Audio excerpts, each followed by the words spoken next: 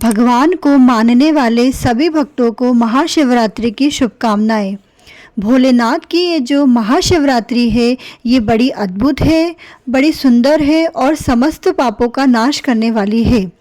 वैसे तो साल भर में 12 शिवरात्रि पड़ती है, परंतु ये जो महाशिवरात्रि है, अगर कोई पूरी साल भर में आने वाली शिवरात्रि का व्रत नहीं कर पाता है तो केवल मात्र महाशिवरात्रि का व्रत करने पर उसको संपूर्ण शिवरात्रि के फल की प्राप्ति होती है।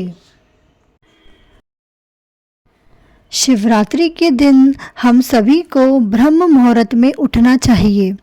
सूर्य उदय होने से पहले उठने के पश्चात स्नान आदि से निवृत्त होकर स्वच्छ वस्त्र धारण करना चाहिए और भगवान भोलेनाथ की पूजन करना चाहिए। साथ ही में उन्हें पंचामृत से स्नान कराएं और गौरी, गणेश, कार्तिकेय भगवान की भी पूजन करें।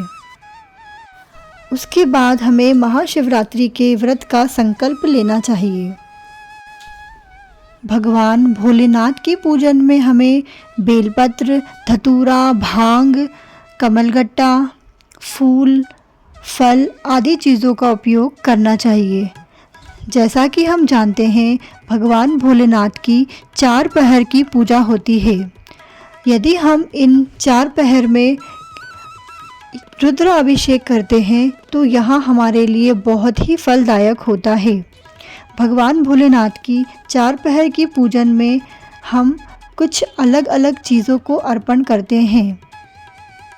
जैसे पहले पहर की पूजन में हमें दूध से स्नान कराना चाहिए, दूसरे पहर की पूजन में दही से और तीसरे पहर की पूजन में हमें घी से स्नान कराना चाहिए और चौथे पहर की पूजन में हमें शहद से भगवान भोलेनाथ का अभिषेक करना चाहिए। इसके साथ में आज मैं आपको यहाँ भी बताने जा रही हूँ कि भगवान भोलेनाथ पे क्या चीज़ चढ़ाने से किस फल की प्राप्ति होती है। यदि हम भगवान भोलेनाथ पे जल चढ़ाते हैं तो हमें सुख की वृद्धि होती है। कुशा का जल चढ़ाते हैं तो रोग और दुख आदि से छुटकारा मिलता है। दही चढ़ाते हैं तो भवन और वाहन का सुख मिलता है। गन्ने के रस से अभिषेक करते हैं तो माँ लक्ष्मी की प्राप्ति होती है। शहद से स्नान करवाते हैं तो धन की वृद्धि होती है। और यदि हम तीर्थों का जल भगवान भोलेनाथ के ऊपर चढ़ाते हैं तो मोक्ष की प्राप्ति होती है। यदि हम गंगा जल, इत्र आदि से भगवान भोलेनाथ का अभिषेक करते हैं तो बीमारी आदि से हमें छुटकारा मिलता है। और हम घी से अभिषेक करते हैं तो हमारे वंश की वृद्धि होती है। अब हम जानेंगे शिवरात्रि के दिन करने वाले महा उपाय के बारे में। शिवरात्रि के दिन व्रत रखते हुए रात्रि के समय शिवालय में दीपक को जलाना अति आवश्यक है।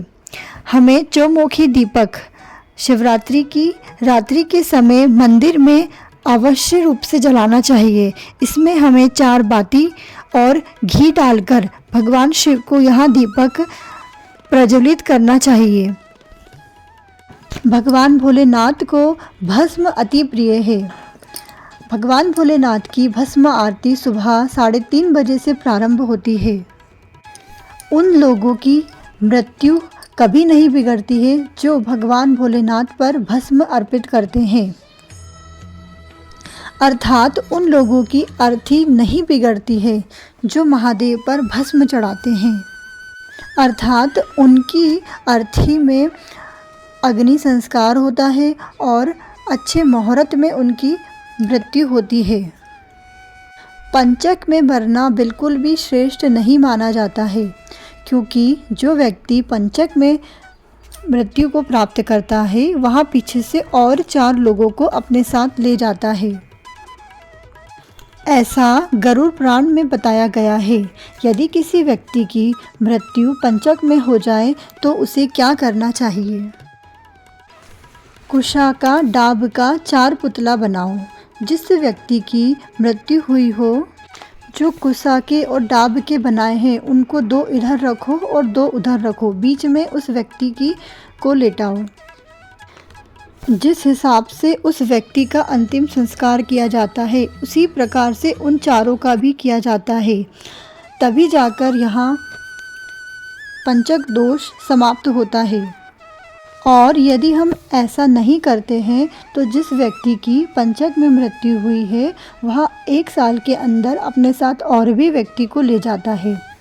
इसलिए हमें भगवान भोलेनाथ को भस्म चढ़ाना चाहिए, क्योंकि यदि हम भगवान भोलेनाथ को भस्म चढ़ाते हैं तो ऐसे व्यक्ति की मृत्यु कभी भी पंचक में नहीं हो सकती है, अर्थात उसकी मृत्यु हमेशा सही मुहूर्त में होगी, अर्थात उसकी मौत अच्छे समय पे होगी, उत्तरायण में होगी, क्योंकि उत्तरायण में मौत का होना शुभ माना गया है।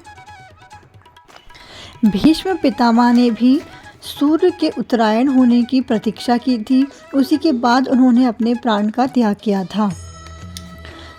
जब सूर्य उत्तरायण में होते हैं तो वहाँ देवताओं का दिन माना जाता है, और जब दक्षिणायन होते हैं तो वहाँ देवताओं की रात मानी जाती है।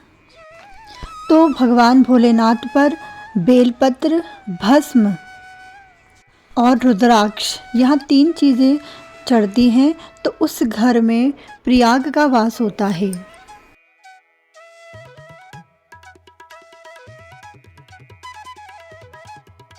कर्पूरगौरं करुणावतारं संसारसारं भुजगेन्द्रहारं सदा वसन्तं हृदयारविन्दे भवं भवानी सहितं नमामि, भवं भवानी सहितं नमामि।